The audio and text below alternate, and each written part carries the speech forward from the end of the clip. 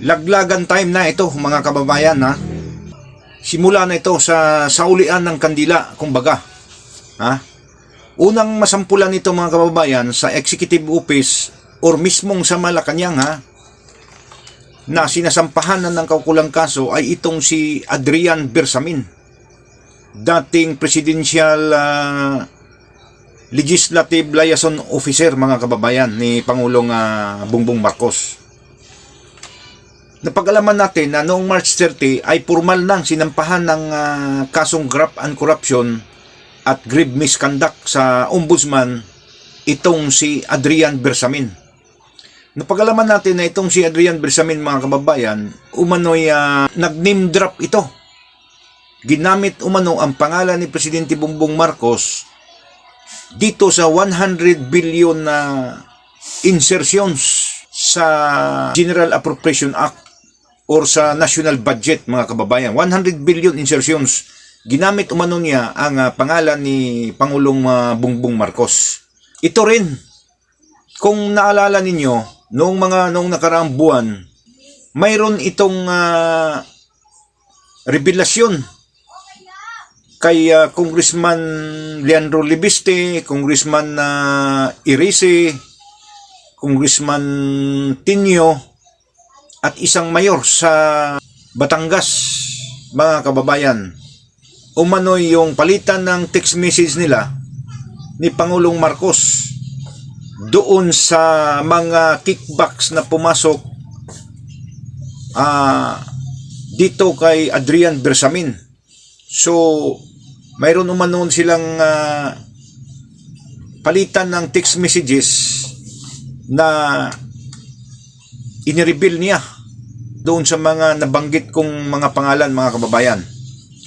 Ngayon, ito siya yung unang kauna-unahang nasasampulan ha, galing sa Office of the President itong mismong si Adrian Bersamin mga kababayan. At marami pang susunod nito. So umpisa na ito, talagang laglagan na talaga ito. So kung ako sa inyo, yung mga sangkot na nararamdaman nyo na ha, kung sino kayo, dito sa official investigation findings ng ICI mga kababayan ay mayroon silang siyam na personalidad na mayroon ng for referral to file a complaint against dito sa siyam na individuals. So hindi natin alam ha, ang kumpirmado pa dito ay si si Martin Romualdez at saka si Chis Escudero. Bong Revilla, Saldico, yun ang sigurado na kasama dyan sa siyam na referrals nila. Kasi ito si Adrian, nauna na ito nauna nang nasampahan ito noong March 30 So kung ako sa inyo, yung mga opisyalis na sa tingin ninyo mapasama kayo dito sa problemang ito talaga. Ha? Manuel Bunuan, Amina Pangandaman, Lucas Bersamin, Maynard Ngo. So, Martin Romualdez. Mayroon pang iba dyan na mga kongresista, mga government secretaries. Alam niyo ninyo kung sino kayo nasangkot dito. Kasi ang ICI ay nag-iimbestiga yun. Siyempre, alam nila kung sino yung mga taong sangkot dito. So kung hindi kayo mag-isip at mag-antay lang kayo na kusang papaluin yung ulo ninyo, alam nyo na kung anong ibig sabihin noon.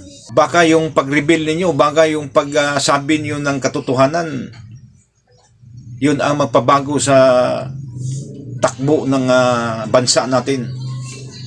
So kayo lahat na mga napangalanan dyan, magsama-sama kayo at alam naman namin na talaga namang hindi naman talaga kayo ang utak. Talagang ginagamit lang talaga kayo. Kasi nga, lalong-lalo na dito sa Office of the sa Executive Office, yung mga nabanggit kong mga pangalan, yan sila Bersamin, yan sila Maynard Ngo, hindi naman yan gagalaw kapag wala talagang abiso.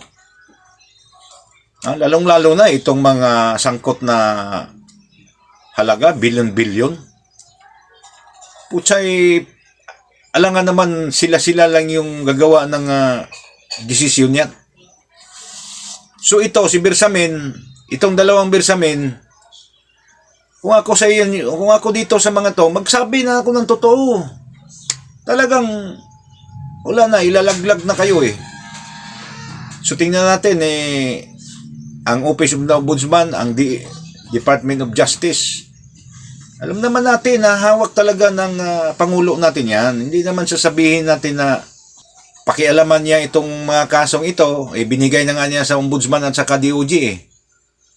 So, hindi natin masasabi na siyempre, alangan naman ang Ombudsman at saka DOJ, hayaan lang nila na ang boss nila yung matatamaan dito. So, hindi talaga nila anuhin yan. Kahit anong pagsasabihin dito sa mga to, pagbabaliktad dito, magsasabi ito ng katotohanan, itong mga sangkot dito na sasampahan ng kaso. Kahit may magsabi ito ng nalalaman nila, hindi rin paniwalaan dito. Alam ko, hindi rin paniwalaan dito sa DOJ at saka sa Ombudsman. So, tingnan natin. Magandang ito, magandang napakagandang development ito dito sa nangyari ngayon na sasampahan na ng mga kukulang reklamo ang mga taong sangkot dito sa nakawan ng flood control project, mga kababayan.